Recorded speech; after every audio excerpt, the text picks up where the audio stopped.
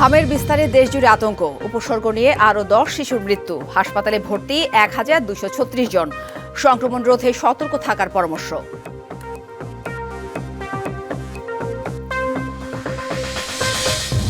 যাতায়াত, কৃষি ও শিল্প কারখানায় জ্বালানি তেলের সংকটের প্রভাব, লোকসানে অনেক প্রতিষ্ঠান বন্ধের শঙ্কা, হুমকিতে শ্রমজীবীদের কর্মসংস্থান।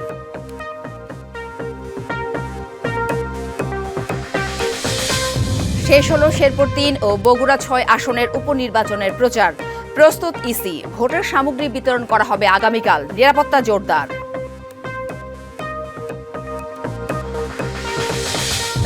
এবং অভাব অনটনে উপেক্ষিত উপকূলীয় অঞ্চলে জেলে পরিবারের স্বাস্থ্য সুরক্ষা, বেশি ঝুঁকিতে নারী ও শিশু, কার্যকর পদক্ষেপ দাবি। হামের বিস্তারে আতঙ্ক ছড়িয়ে পড়েছে দেশ জুড়ে, উপসর্গ নিয়ে 24 ঘন্টায় আরও 10 শিশুর প্রাণ গেছে। সারা দেশের হাসপাতালে ভর্তি আছে 1236 জন শিশু। হামের উপসর্গ নিয়ে রাজশাহীতে 3 জন এবং ময়মনসিংহে 1 জনের মৃত্যু হয়েছে। গত 24 ঘন্টায় রাজশাহী মেডিকেল কলেজ হাসপাতালে হামের উপসর্গ নিয়ে 1 শিশুর মৃত্যু হয়েছে। নতুন করে ভর্তি হয়েছে 18 জন, আর উপসর্গ নিয়ে চিকিৎসাধীন রয়েছে 123 জন। এছাড়া বেসরকারি একটি হাসপাতালে 2 শিশু মারা গেছে। চিকিৎসকরা বলছেন, যেসব শিশুর রোগ প্রতিরোধ ক্ষমতা কম তারা বেশি জটিলতার শিকার হচ্ছে। এদিকে ময়মনসিংহ মেডিকেল কলেজ হাসপাতালে হামের লক্ষণ নিয়ে 9 মাস বয়সী 1 শিশুর মৃত্যু হয়েছে। রাত 2টার দিকে তার মৃত্যু হয়। মঙ্গলবার সকাল পর্যন্ত হাম ও হামের লক্ষণ নিয়ে হাসপাতালটিতে চিকিৎসাধীন 80 শিশু। সংক্রমণ ঠেকাতে টিকাদান কার্যক্রম জোরদার করা হচ্ছে, পাশাপাশি অভিভাবকদের সতর্ক থাকার পরামর্শ দেওয়া হচ্ছে। বিসিবি নির্বাচনে অনিয়ম তদন্তের প্রতিবেদনের বিষয়ে ব্রিফ করছেন জাতীয় ক্রীড়া পরিষদের পরিচালক আমিনুল এহসান। সরাসরি চলে যাচ্ছে সেখানে। স্বাধীনতা ক্ষুণ্ণ করেছে, তবে দুঃখজনকভাবে তাদের প্রকৃত অবস্থান ব্যাখ্যা করার জন্য তারা কেউই সাক্ষাৎকারে উপস্থিত হননি এবং তাদের বিরুদ্ধে উত্থাপিত অভিযোগের বিষয়ে কোনো বক্তব্য প্রদান করেননি। ক্রীড়া উপদেষ্টার সহায়তায় ই-ভোটে নির্বাচন কারচুপি। কমিটি দেখতে পায় যে বিসিবি সভাপতি, সাবেক ক্রীড়া উপদেষ্টা এবং তার এপিএস সাইফুল ইসলামের সহায়তায় সমন্বিতভাবে ই-ভোটিং প্রক্রিয়া নিয়ন্ত্রণ ও কারচুপির সঙ্গে জড়িত ছিলেন। কমিটি আরও লক্ষ্য করে যে সাক্ষাৎকারে অংশগ্রহণকারী অধিকাংশ কাউন্সিলররা মতামত দেন যে ই-ভোটিং পদ্ধতিতে পূর্বপরিকল্পিতভাবে তৈরি করা হয়েছিল।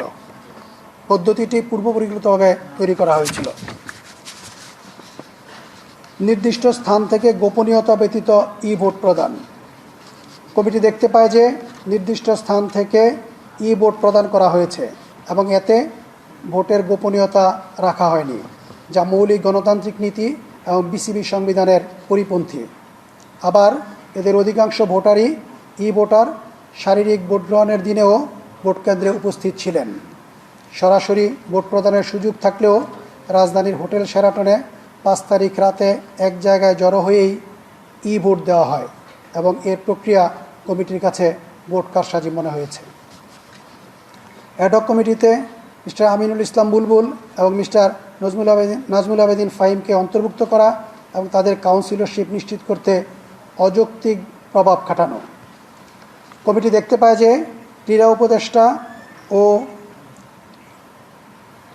এনএসসি কর্মকর্তাদের সহায়তায় 8 সেপ্টেম্বর 2025 তারিখে ঢাকা বিভাগ এবং ঢাকা জেলার অ্যাডহক কমিটিতে মিস্টার আমিনুল ইসলাম বুলবুল এবং মিস্টার নাজমুল আবেদিন ফাহিমকে অন্তর্ভুক্ত করা হয়, যাতে তারা কাউন্সিলর পদ নিশ্চিত করতে পারেন এবং পরবর্তীতে বিসিবি পরিচালক পদে নির্বাচিত হতে পারেন।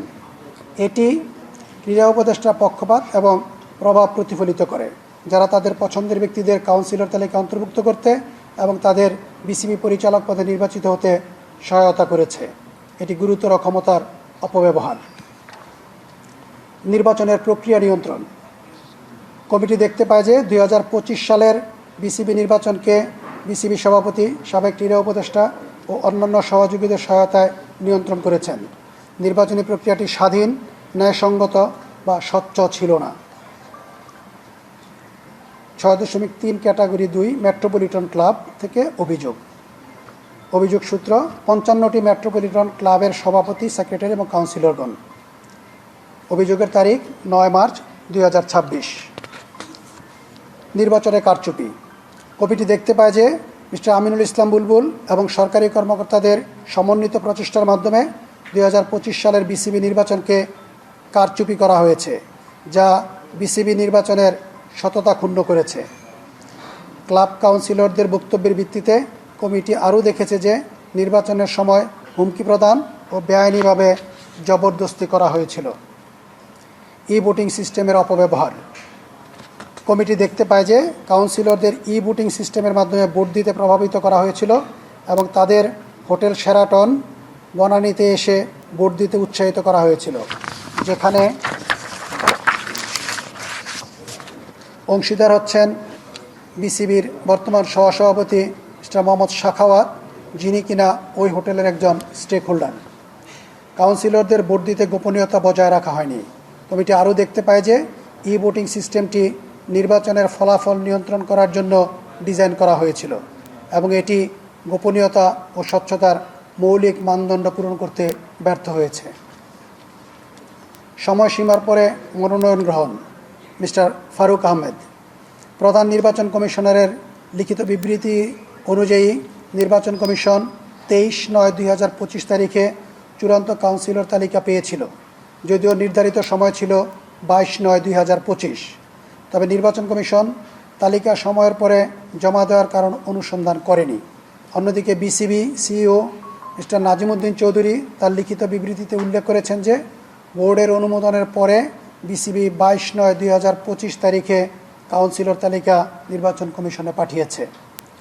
এছাড়াও এক সাক্ষাৎকারে মিস্টার ফাহিম সিনহা দাবি করেছেন যে কিছু পরিচালক মিস্টার ফারুক আহমেদের মনোনয়ন ফর্ম গ্রহণের বিরোধিতা করেছিলেন। পুনরাবৃত্ত অনুরোধের পরেও কমিটি উক্ত সভার কোনো অডিও বা ভিডিও রেকর্ড পাননি।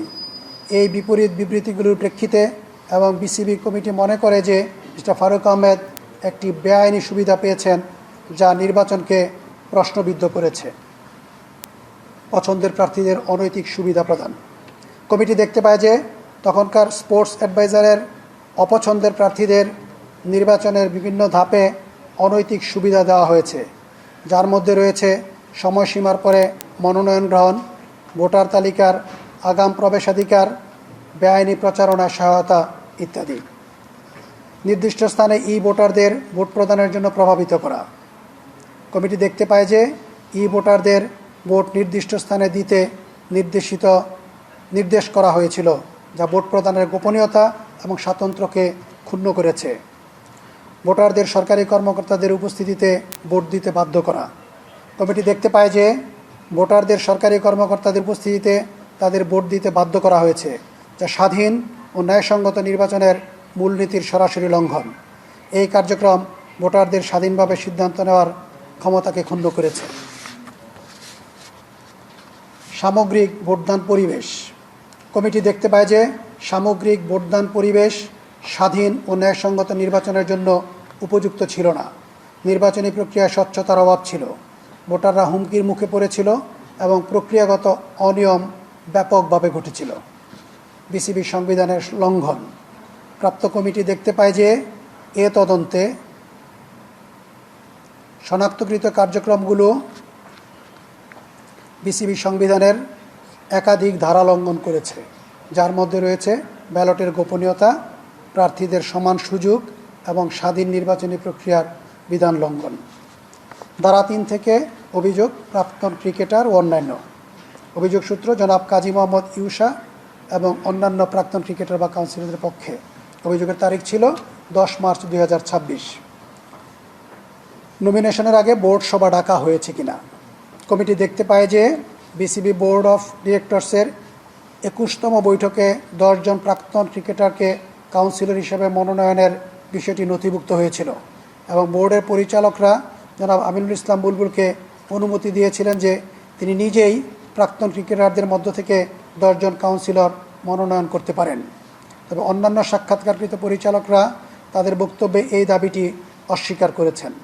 এ প্রসঙ্গে কমিটি বিসিবি সিইওকে বোর্ড বৈঠকের অডিও ভিডিও রেকর্ড সরবরাহ করতে অনুরোধ করেছিল, যা এখনও প্রদান করা হয়নি।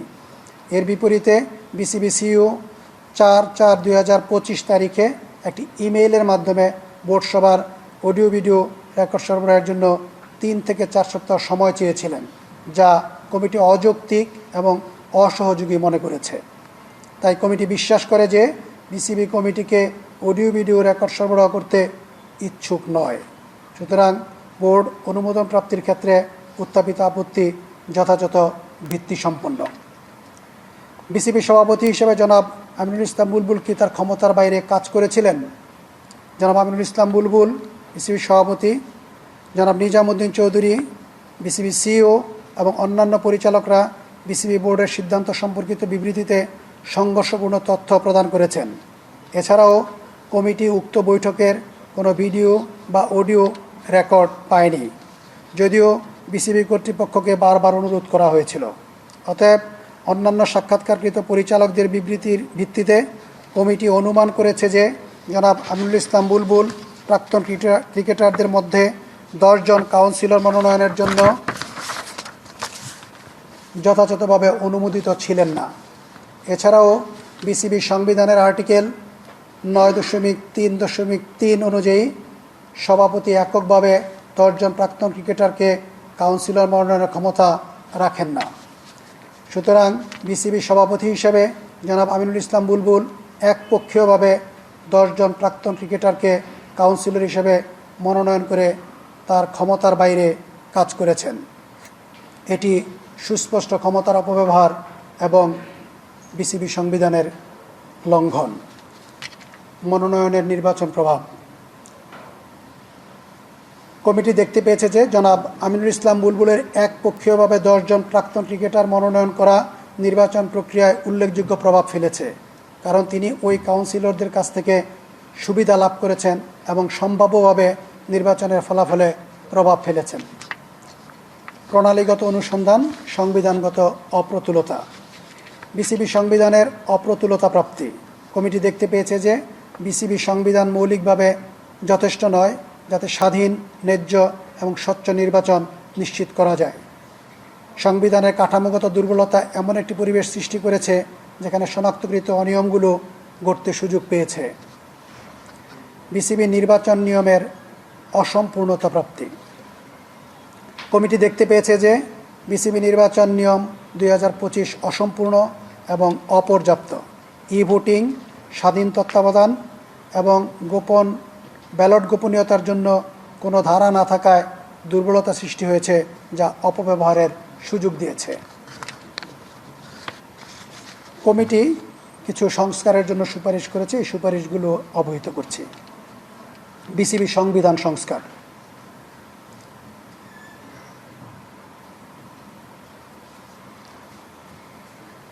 নির্বাহী এবং নির্বাচনী কার্যাবলী স্পষ্টভাবে পৃথক করা উচিত, যাতে ক্ষমতার কেন্দ্রীকরণ ও স্বার্থের সংঘাত এড়ানো যায়।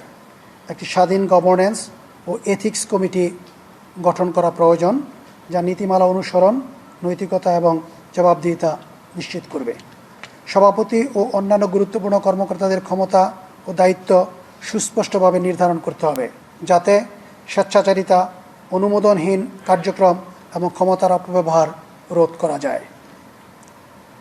অনিয়ম, দুর্নীতি ও নির্বাচনী কারসাজির রিপোর্ট করার জন্য একটি কার্যকর হুইসেল ব্লোয়ার সুরক্ষা ব্যবস্থা প্রণয়ন করতে হবে। বিসিবি নির্বাচন বিধিমালা সংস্কার। মনোনয়ন, যাচাই বাছাই, প্রচারণা, ভোট গ্রহণ, গণনা এবং নির্বাচন পরবর্তী নিষ্পত্তি সহ নির্বাচন প্রক্রিয়া সকল ধাপ অন্তর্ভুক্ত করে একটি পূর্ণাঙ্গ ও স্বয়ংসম্পূর্ণ বিধিমালা প্রণয়ন করতে হবে। ই ভোটিং ব্যবস্থার নিরাপত্তা, গোপনীয়তা, অখণ্ডতা এবং নিরীক্ষাযোগ্যতা নিশ্চিত করার জন্য সুনির্দিষ্ট বিধান প্রণয়ন করা জরুরি। জ্বালানি তেলের সংকটের প্রভাব পড়েছে যাতায়াত, কৃষির পাশাপাশি শিল্প কারখানায়। ধারাবাহিক লোকসানের মুখে পড়ে অনেক প্রতিষ্ঠান বন্ধ হয়ে যাওয়ার শঙ্কায়। তেলের জন্য ঘণ্টার পর ঘণ্টা অপেক্ষা করে ব্যর্থ হয়ে পরের দিন আবারও গ্রাহকরা যাচ্ছেন পেট্রোল পাম্পে। শৃঙ্খলা বজায় রাখতে পেট্রোল পাম্পে দেয়া হয়েছে বাঁশের বেড়া, ভোগান্তিতে গ্রাহক। জ্বালানি সংকটে অচল হওয়ার পথে বিভিন্ন জেলার বিসিক শিল্প নগরীর একাধিক প্রতিষ্ঠান। তেলের অভাবে উৎপাদন ও পণ্য সরবরাহে বিঘ্ন ঘটছে, যার প্রভাব পড়েছে ক্ষুদ্র শিল্প প্রতিষ্ঠানে। বিশেষ করে ভোলা বিসিক শিল্প নগরীতে উৎপাদিত আটা, ময়দা, মুড়ি, বেকারি পণ্যসহ বিভিন্ন খাদ্যপণ্য সরবরাহে মারাত্মক বিঘ্ন দেখা দিয়েছে। দ্রুত জ্বালানি সরবরাহ স্বাভাবিক না হলে এসব শিল্প বন্ধ হয়ে কয়েকশো শ্রমজীবীর কর্মসংস্থান হুমকির মুখে পড়তে পারে বলে শঙ্কা সংশ্লিষ্টদের। শেরপুর ৩ এবং বগুড়া ৬ আসনের উপনির্বাচনের প্রচারণা এরই মধ্যে শেষ হয়েছে। নির্বাচন ঘিরে সব প্রস্তুতি সম্পন্ন করেছে নির্বাচন কমিশন। আগামীকাল বুধবার নির্বাচনী সামগ্রী বিতরণ করা হবে। সকাল ৭টায় শেষ হয়েছে প্রার্থীদের প্রচার কার্যক্রম। বগুড়ায় নির্বাচনের দিন ১৫০টি কেন্দ্রে ৪.৫ লাখ ভোটারের জন্য ২,৭০০ কর্মকর্তাকে প্রশিক্ষণ দেওয়া হয়েছে। বিএনপি ও জামায়াতে ইসলামের বাইরে বাংলাদেশ ডেভেলপমেন্ট পার্টির প্রার্থী অংশ নিচ্ছেন। ত্রয়োদশ সংসদ নির্বাচনে বিএনপি তারেক রহমান বগুড়া ৬ আসন থেকে নির্বাচিত হন। পরে তিনি ঢাকা ১৭ আসন রেখে বগুড়া আসনটি ছেড়ে দেন। এদিকে শেরপুরের শ্রীবর্দী ও ঝিনাইগাতী উপজেলা নিয়ে গঠিত শেরপুর ৩ আসনে ১২৮টি ভোট কেন্দ্রে ৪,১৩,০০০-এর বেশি ভোটার ভোট দেবেন। ত্রয়োদশ সংসদ নির্বাচনে প্রচারণার সময় এক প্রার্থীর মৃত্যুতে এই আসন থেকে নির্বাচন স্থগিত করা হয়। ভোট গ্রহণের দিন সংশ্লিষ্ট এলাকায় সাধারণ ছুটি ঘোষণা করা হয়েছে। বিশ্ব স্বাস্থ্য দিবস উপলক্ষে সাভারে গণস্বাস্থ্য কেন্দ্রে আয়োজিত হয়েছে বিশেষ সেমিনার। স্বাস্থ্যের জন্য একসাথে বিজ্ঞানের পাশে দাঁড়ান স্লোগানে যৌথভাবে এই আয়োজন করে গণস্বাস্থ্য কেন্দ্র ও গণবিশ্ববিদ্যালয়। দিবসটি উপলক্ষে সকালে সাভারের বিদ্যানগরে অবস্থিত গণবিশ্ববিদ্যালয় থেকে একটি সচেতনতামূলক শোভাযাত্রা হয়। পরে সেমিনারে বক্তারা জনস্বাস্থ্যের উপর পারিপার্শ্বিক পরিবেশ ও বৈশ্বিক আবহাওয়ার পরিবর্তনের প্রভাব নিয়ে আলোচনা করেন। প্রতিনিয়ত জনসংখ্যা বৃদ্ধি, বনভূমি কমে যাওয়া, পরিবেশ দূষণ এসব কারণে রোগের প্রাদুর্ভাব বাড়ছে। আবার বিদেশ ভ্রমণ, জীবনযাত্রার পরিবর্তনের কারণে বিভিন্ন ধরনের রোগ এক দেশ থেকে আরেক দেশে ছড়াচ্ছে। সেমিনারে বিজ্ঞান ভিত্তিক জীবনযাত্রা ও জনসচেতনতা বৃদ্ধির উপর গুরুত্বারোপ করেন বক্তারা। ডিপো থেকে শিডিউল অনুযায়ী তেল সরবরাহ করা হলেও চট্টগ্রাম নগরীতে বেশিরভাগ ফিলিং স্টেশন বন্ধ। কোথাও জ্বালানি বিক্রি হচ্ছে রেশনিং পদ্ধতিতে। এতে নগর জুড়ে সাধারণ মানুষ ও যানবাহন চালকেরা ভোগান্তিতে পড়েছেন। পাম্প মালিকরা বলছেন, অনেক গ্রাহক প্রয়োজনের তুলনায় বেশি তেল কিনছে। এতে ফিলিং স্টেশনগুলোর উপর অতিরিক্ত চাপ তৈরি হচ্ছে। আর এ কারণে রেশনিং পদ্ধতি চালু রাখতে হয়েছে। এদিকে চট্টগ্রামে জ্বালানি তেলের তীব্র সংকটে বিপাকে পড়েছেন ফিশিং বোট মালিক ও জেলেরা। চট্টগ্রাম জেলা মৎস্য দপ্তর জানায়, জেলায় ৫ থেকে ৬,০০০ নৌযান এখন সাগরে যেতে পারছে না। কর্ণফুলী নদীর বিভিন্ন ঘাট ও ফিশারি ঘাটে অলস পড়ে আছে শত শত ট্রলার। আর হাজারো জেলে কাটাচ্ছেন কর্মহীন সময়। ফেব্রুয়ারি মাসে জ্বালানির সংকট শুরুর পর সাগর থেকে মাছ ধরা ১০ থেকে ১৫% কমেছে বলে জানিয়েছেন সামুদ্রিক মৎস্য দপ্তর ও সংশ্লিষ্ট কর্মকর্তারা। এ বিষয়ে আরও জানাতে চট্টগ্রাম ফিশারি ঘাট থেকে সরাসরি যুক্ত হয়েছেন সহকর্মী শহীদুল হক। কথা বলবো তার সাথে। শহীদুল, জ্বালানি তেলের সংকটের প্রভাব তো আসলে সর্বক্ষেত্রে পড়েছে, যেটা চট্টগ্রামে ফিশারির সেক্টরটাতে অনেক বেশি স্পষ্ট। তো এই সমস্যায় পড়ে সংকটে কর্মহীন জেলেরা কি বলছেন, আর সরবরাহ স্বাভাবিক করতে প্রশাসন কি ব্যবস্থা নিয়েছে জানাবেন।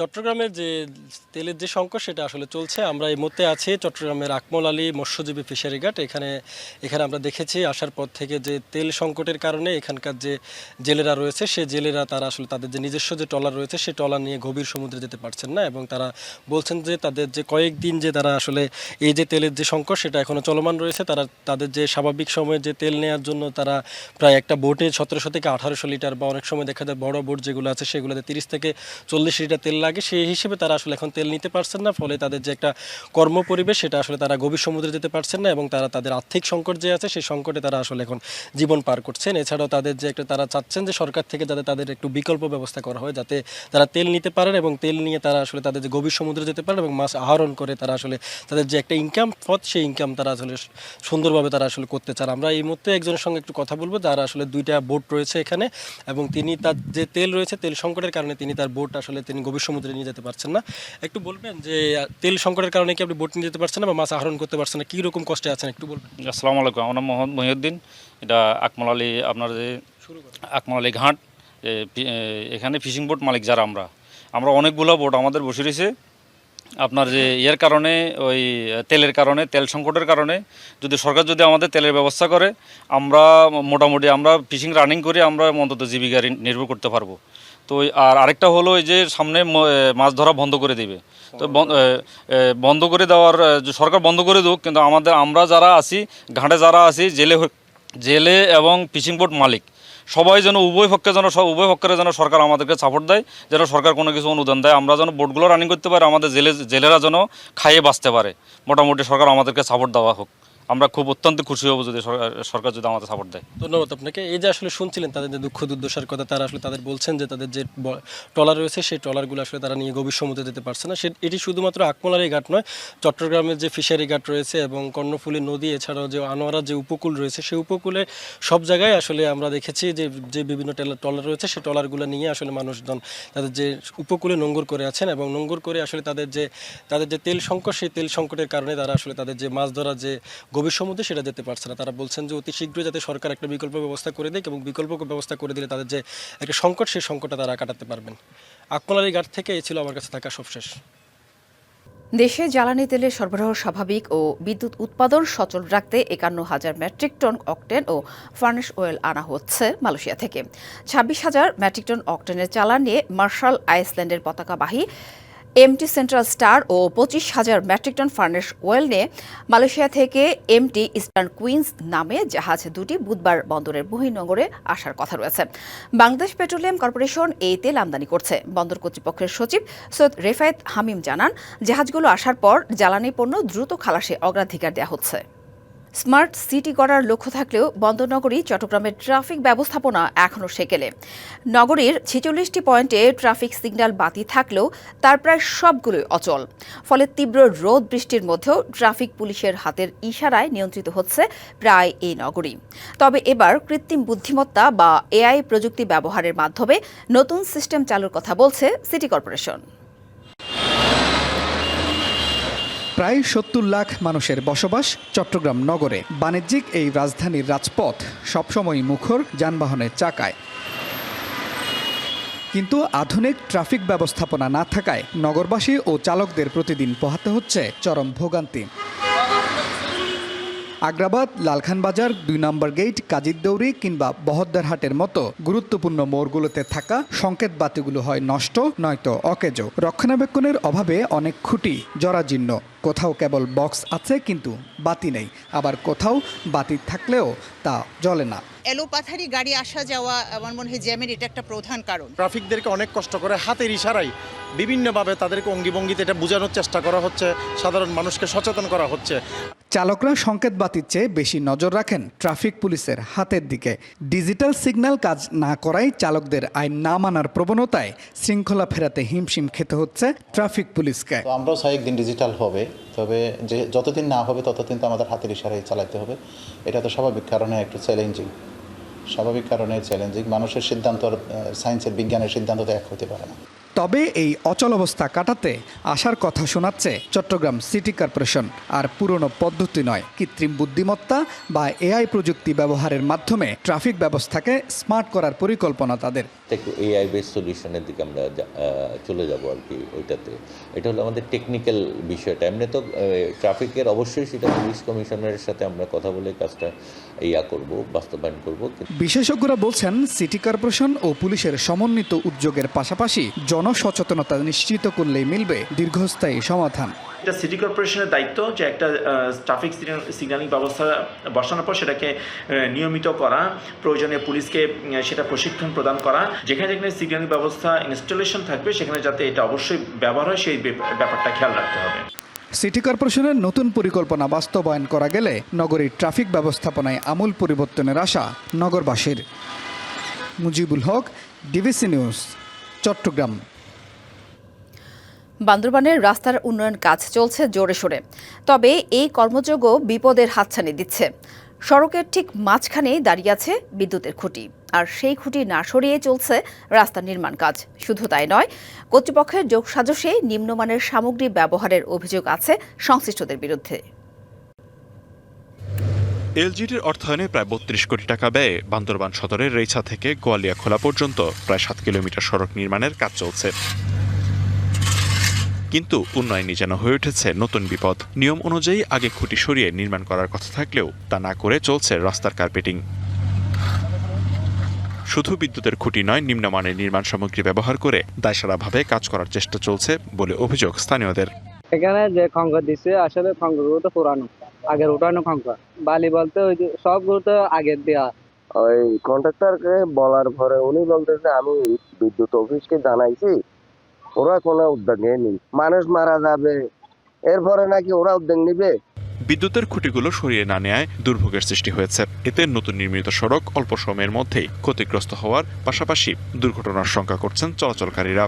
করার আগে ওরা তো খেয়াল করা আছে যে খুঁটিটা তোলো না, এটা তো বিবেক আছে না একটা মানুষের, এটা তো বিবেক হয় নাই। এই খুঁটিটা এখান থেকে সরে অন্য জায়গায় যদি দেন, বসে দেন, তাহলে আমাদের জন্য ভালো হবে এবং যারা যাতায়াত করে তাদের জন্য ভালো হবে। এ নিয়ে সংশ্লিষ্ট বিভাগের 2 কর্মকর্তা একে অপরকে দোষছেন। রাস্তার কাজগুলো নিম্নমানের একটু কম হচ্ছে। এটা এই রাস্তাটা বৃষ্টি পড়লে এটা হয়তো এই পাথরগুলো আরো উঠবে, এটা হয়তো রাস্তাটা হয়তো নাও টিকতে পারে। এটা হচ্ছে লোকবল সংকট এবং বান্দরবান যেহেতু পাহাড়ি দুর্গম এলাকা, আমাদের রুমা, থানচি, রোয়াংছড়ি, বান্দরবান সব একই লোক দিয়ে কাজ করাতে হয়। তো আমরা সেটা অবগত আছি এবং এটা খুব দ্রুত আমরা সরে ফেলবো। রাস্তার উপর খুঁটি রেখে কার্পেটিং করার বিষয়ে কিছুই জানেন না এলজিইডির নির্বাহী প্রকৌশলী। তবে গুণগত মান ঠিক রেখে সড়ক নির্মাণ হচ্ছে বলে দাবি তার। অনেক তো দেখতে হবে, আমিও ভালো করে জানি না। এলাকাবাসীর অভিযোগের শেষ নাই, জনগণেরও অভিযোগের শেষ নাই। এখানে নিম্নমানের কাজ কোথায় হচ্ছে, যে সব উন্নত মানের কাজ হচ্ছে। একদিকে যেমন বাড়ছে দুর্ঘটনার ঝুঁকি, অন্যদিকে ভোগান্তিতে পড়ছেন সাধারণ মানুষ। দ্রুত সময়ের মধ্যে এসব খুঁটি সরিয়ে নিরাপদ সড়ক নিশ্চিত করার দাবি স্থানীয়দের। DBC news desk. 1 বছর আরাকান আর্মির অঘোষিত নিষেধাজ্ঞায় টেকনাফ স্থলবন্দরে বাংলাদেশ ও মিয়ানমারের আমদানি রপ্তানি কার্যক্রম বন্ধ ছিল। সেই দুঃসময় শেষে সোমবার থেকে বন্দরটি চালুর উদ্যোগ নিয়েছে কর্তৃপক্ষ। এমন সিদ্ধান্তে স্বস্তি প্রকাশ করেছেন বন্দর সংশ্লিষ্টরা। মিয়ানমারের রাখাইন রাজ্যে সংঘাতের প্রভাবে গত বছর এপ্রিল থেকে 1 বছর ধরে বন্ধ টেকনাফ স্থলবন্দর কার্যক্রম। বর্তমানে মিয়ানমারের রাখাইন রাজ্যের নিয়ন্ত্রণ আরাকান আর্মির হাতে। নাফ নদীর মিয়ানমার অংশে নৌযান চলাচল নিয়ন্ত্রণও তাদের হাতে। আরাকান আর্মি অঘোষিত নিষেধাজ্ঞায় সীমান্ত বাণিজ্য বন্ধ হয়ে বিপাকে পড়ে এপারের আমদানি রপ্তানিকারকরা। কর্মহীন হয়ে পড়েন বন্দরের শ্রমিকরা। এখন হঠাৎ পরে একটা গৃহযুদ্ধ শুরু হয়েছে, গৃহযুদ্ধের পরে কাজকাম বন্ধ হয়ে গেছে। আমরা শ্রমিকরা অনেক কষ্টে আছি, আমাদের ছেলেপেলে লেখাপড়া করাইতে পারতেছি না। যারা শ্রমিক আছে এখানে বন্দরে কাজ করতো, এরা এখন একদম বেকার বললে চলতে আমাদের অনেক কষ্ট হচ্ছে। সেই জন্য আমি সরকারের কাছে অনুরোধ, আমাদের এই কর্মসংস্থান যেন অতি শীঘ্রই চালু করে দিন। সোমবার দুপুরে টেকনাফ স্থলবন্দর পরিদর্শন করেন নৌপরিবহন প্রতিমন্ত্রী রাজীব আহসান। এ সময় তিনি বন্দরের নানা স্থাপনা ঘুরে দেখেন এবং সংশ্লিষ্ট কর্মকর্তাদের সঙ্গে কথা বলেন।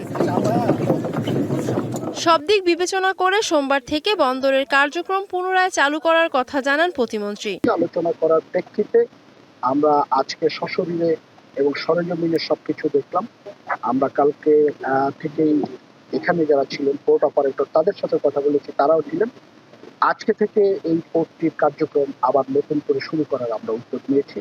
এমন সিদ্ধান্তে স্বস্তি প্রকাশ করেছেন বন্দর সংশ্লিষ্টরা। 1995 সালে বাংলাদেশ মিয়ানমার সীমান্ত বাণিজ্য শুরু হয়। পরে 2003 সালে আনুষ্ঠানিকভাবে টেকনাফ স্থলবন্দর দিয়ে আমদানি রপ্তানি কার্যক্রম চালু করা হয়। DBC news desk. Chandanaish civil society Chattogram আয়োজিত ত্রৈমাসিক চন্দনাইশ এর মোড়ক উন্মোচন ও ত্রৈমাসিক সংলাপ অনুষ্ঠিত হয়েছে। জেলা শিল্পকলা একাডেমিতে অনুষ্ঠানে সভাপতিত্ব করেন ইঞ্জিনিয়ার আরিফ মাহমুদ। এ সময় বক্তারা বলেন, ত্রৈমাসিক চন্দনাইশের প্রতিবেদন মানুষের বাস্তব সমস্যার সমাধানে ভূমিকা রাখবে। স্থানীয়দের আর্থিক উন্নয়নে সরকারকে মেগা উন্নয়ন পরিকল্পনা গ্রহণের দাবি জানান তারা।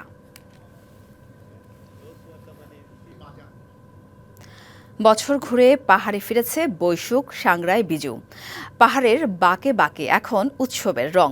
খাগড়াছড়িতে বর্ণাঢ্য শোভাযাত্রার মধ্য দিয়ে নতুন বর্ষবরণের আনুষ্ঠানিকতা শুরু হয়েছে। রাঙামাটিতে চলছে বৈশাখী মেলা। পাহাড়ের প্রাণের সুর। জীর্ণকে পেছনে ফেলে নতুন বছরকে বরণ করে নিতে শুরু হয়েছে আদিবাসীদের প্রধান সামাজিক উৎসব বৈশুখ, সাংগ্রাই, বিজু বা বিহু।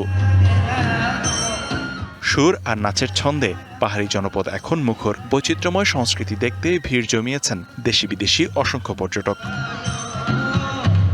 শুধু চাকমা, মারমা, ত্রিপুরাই নয়, তঞ্চঙ্গা, পাংখোয়া, লুসাই, খিয়াং এবং বমসহ পাহাড়ে বসবাসরত সব সম্প্রদায়ের মানুষ মেতেছে এক সুরে। খাগড়াছড়িতে বৈশাখীর বর্ণিল শোভাযাত্রায় ফুটে ওঠে নিজস্ব সংস্কৃতি ও ঐতিহ্য। বর্ণিল শোভাযাত্রাটি জেলা পরিষদ প্রাঙ্গণ থেকে শুরু হয়ে টাউন হল প্রাঙ্গণে গিয়ে শেষ হয়। মারমাদের ঐতিহ্যবাহী পানি খেলা ও ডিসপ্লে প্রদর্শনী করা হয়। আগামী 12 এপ্রিল থেকে পাহাড়ে বর্ষবরণ উৎসব বৈশাখী শুরু হবে। বাংলা সনের শেষ দিন ও নতুন বছরকে স্বাগত জানাতে উৎসবের নগরীতে পরিণত হয়েছে রাঙামাটি। 5 দিনব্যাপী মেলার দ্বিতীয় দিনে জমজমাট মেলা প্রাঙ্গণ। স্টলে স্টলে সাজানো হয়েছে ঐতিহ্যবাহী পাজন সহ নানান খাবার, বাহারি সব পোশাক আর হাতে তৈরি নানা রকম গহনা। আগামী 10 এপ্রিল প্রথম পর্বের অনুষ্ঠান শেষ হবে। এরপর শুরু হবে আদিবাসী ফোরামের 3 দিনের উৎসব। 15 এপ্রিল হতে শুরু হবে মারমাদের জলকেলি উৎসব। উৎসবকে নির্বিঘ্ন করতে জেলা পুলিশের পক্ষ থেকে নেওয়া হয়েছে বিশেষ নিরাপত্তা ব্যবস্থা। লিখনকান্তি ভৌমিক, ডিবিসি নিউজ ডেস্ক।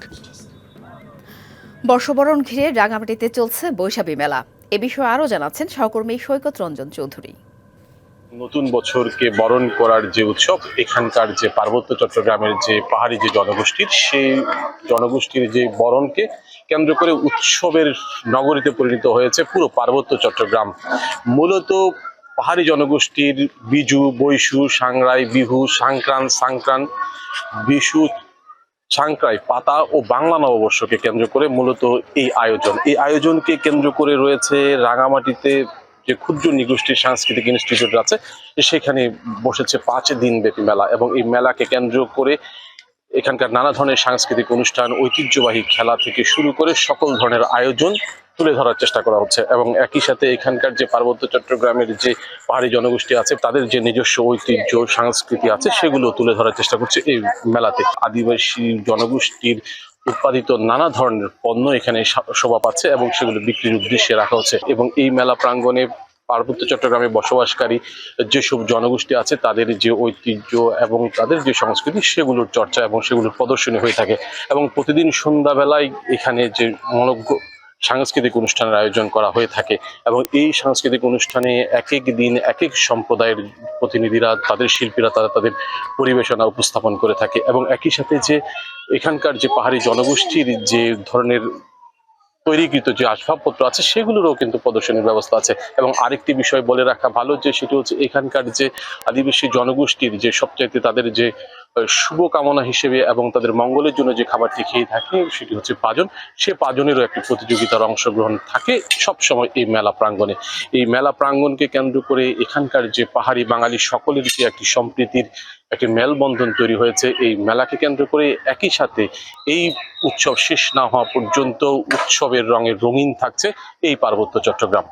বর্ষবরণের খবর জানাচ্ছিলেন রাঙামাটি থেকে সহকর্মী সৈকত রঞ্জন চৌধুরী। ডিবিসি চট্টগ্রাম সংবাদ দিয়েছিল এখনকার মতো। ডিবিসি নিউজের সংবাদগুলো পড়তে ভিজিট করুন dbcnews.tv আর ভিজিট করুন ডিবিসি ফেসবুক পেজ এবং ইউটিউব চ্যানেল। ডিবিসির সঙ্গে থাকুন।